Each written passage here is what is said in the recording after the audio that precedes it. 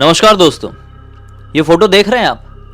बहुत सारे लोग देख के कह रहे होंगे कि हाँ इसमें क्या है, नॉर्मल सी तो दिख रही है।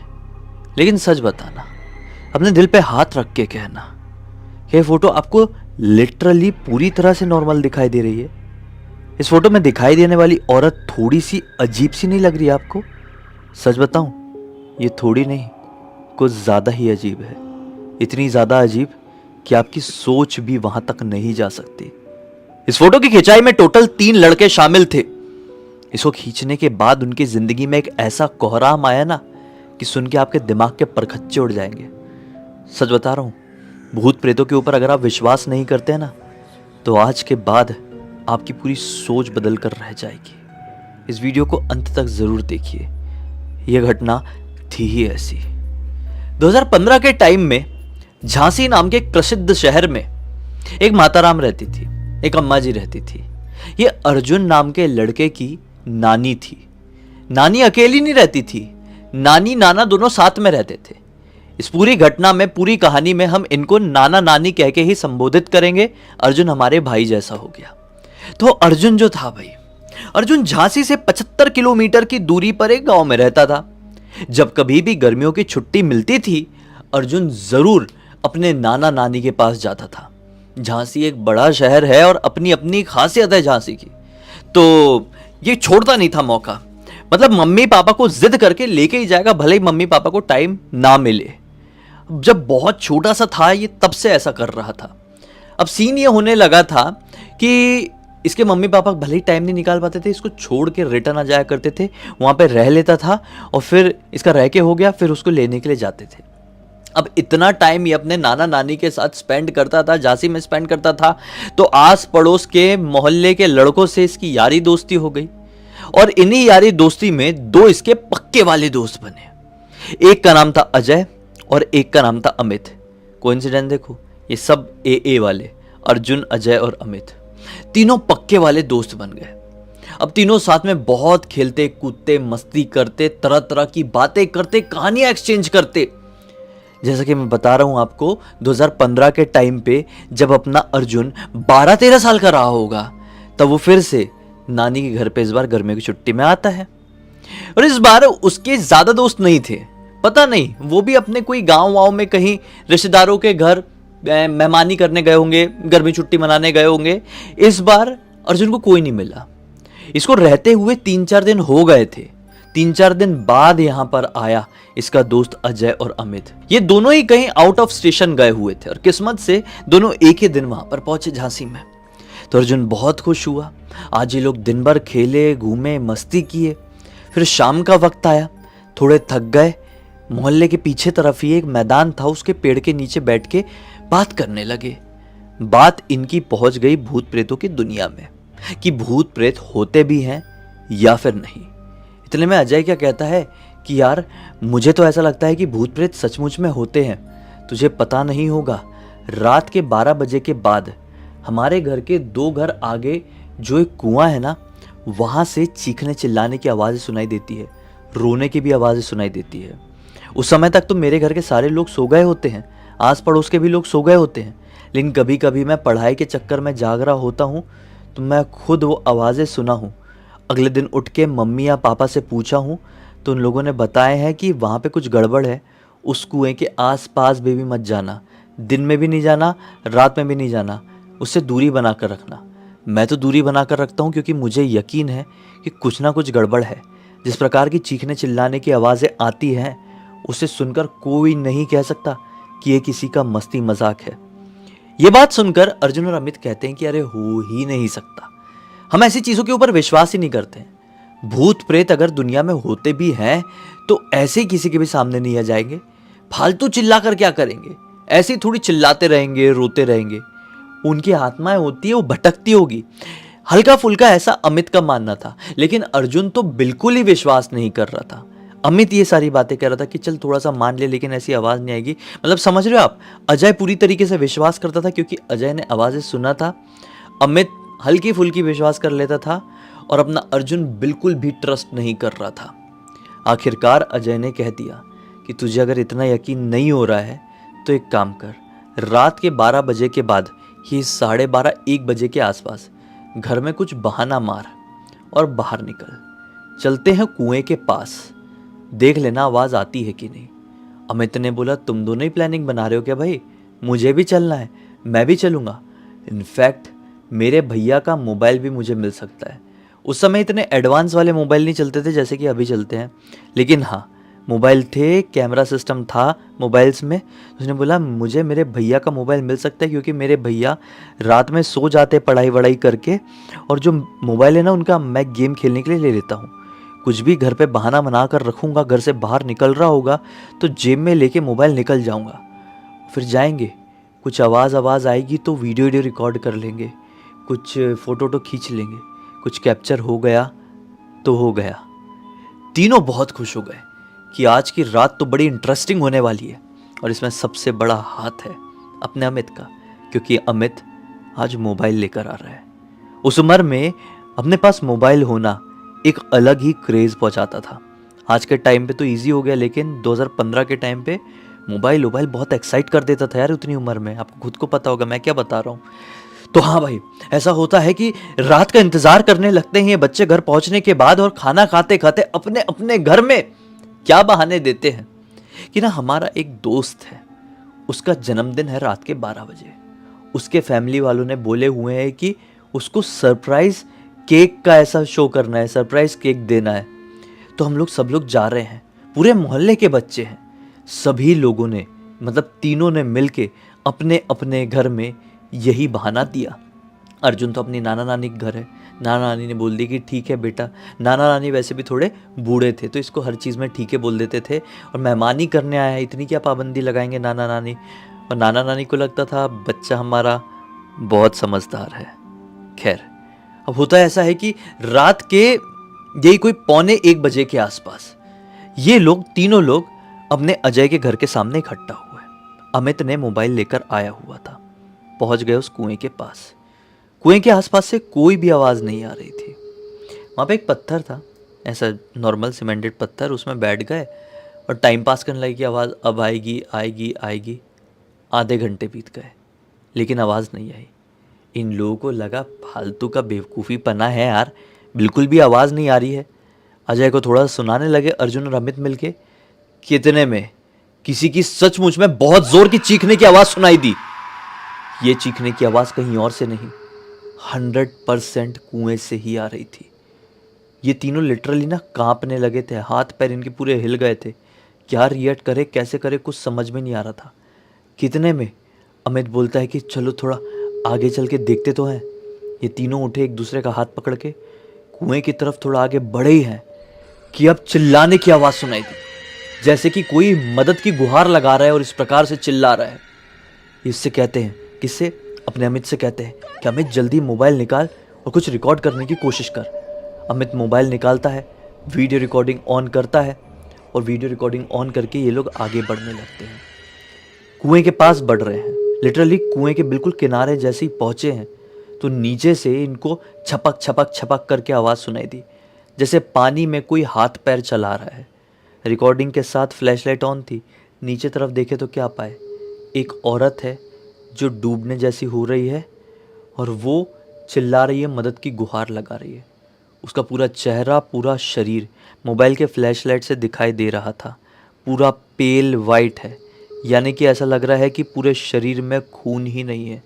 इनकी दुखदुखी इतनी ज़ोर से बढ़ी कि भागे ही है नॉन स्टॉप थोड़ी आगे की तरफ। अब दुखदुखी क्यों बढ़ी? अब आप सोच रहे होंगे कि ऐसा हो सकता है कि उस समय वहाँ पे कोई औरत गिर गई होगी और इन लोगों ने अंधेरे में नहीं देख पाए होंगे। 1 मिनट, ये जो कुआं था ना, ये कंप्लीटली जाली से क्लोज्ड था। मतलब छोटी छोटी वाली जाली नहीं, थोड़ी बड़ी बड़ी सलाखे जैसी जाली, जिसमें किसी का मुश्किल से हाथ ही अंदर जा सकता है, इससे ज़्यादा कुछ नहीं। अगर ये पूरा कुआं पैक्ड है जाली से तो वो औरत अंदर कैसे गई और चिल्ला कैसे रही है? दरअसल सीन ये था कि इस कुएं को मोहल्ले वालों ने ही पैक करवाए हुए थे।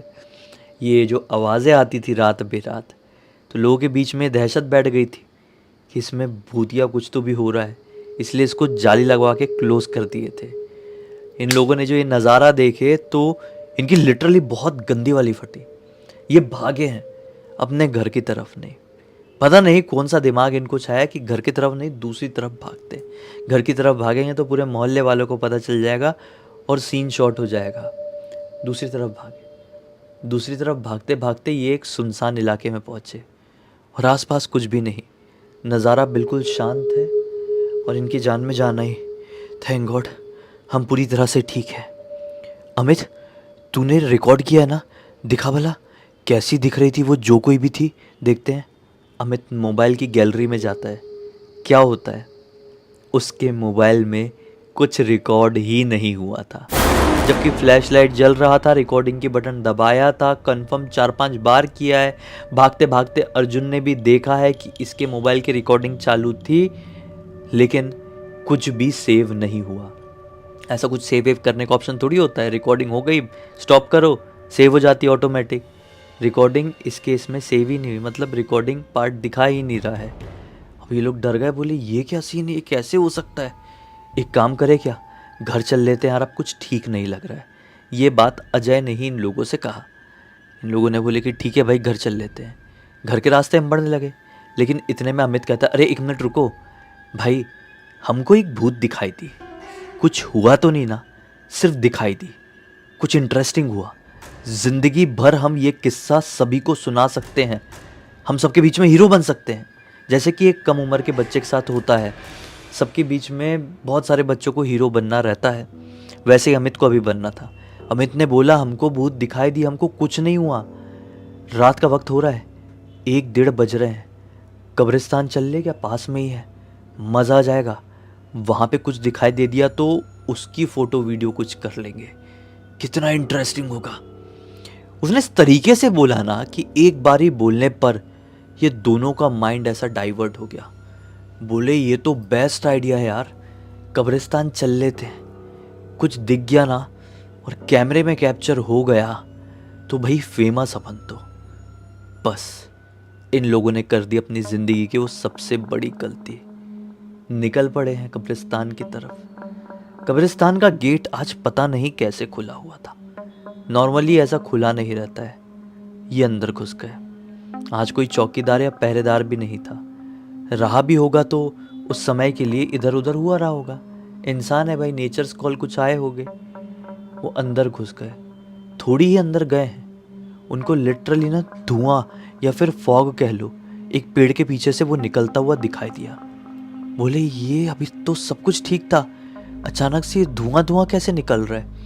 हल्का हल्का पीछे हटने लगे। पेड़ के पीछे से एक औरत आगे की तरफ निकल कर आई, इनकी तरफ बढ़ रही है। ये पीछे हट रहे हैं, उसको देखते जा रहे हैं। वो औरत देखने लायक भी थी, कोई एक बार देख ले तो अपनी उससे नजरें ना हटा पाए, क्योंकि इतनी ज्यादा वियर्ड, इतनी ज्यादा डरावनी जो दिखाई दे रही थी। और कुछ चीजें जो वियर्ड, डरावनी और डिफरेंट दिखाई देती है, हम कई बार उसे देखते ही रह जाते हैं। जरूरी नहीं है हम उससे डर के भागते ही हैं। ये लोग देखते रह गए और अचानक से अमित ने रियलाइज कि एक मिनट मैं इसका फोटो खींच लेता हूं। निकाला, खच से फोटो खींच लिया। और जैसे उसने फोटो खींचा, सेम टू सेम वही चिल्लाने की आवाज सुनाई दी जो कुएं के अंदर से सुनाई दे रही थी।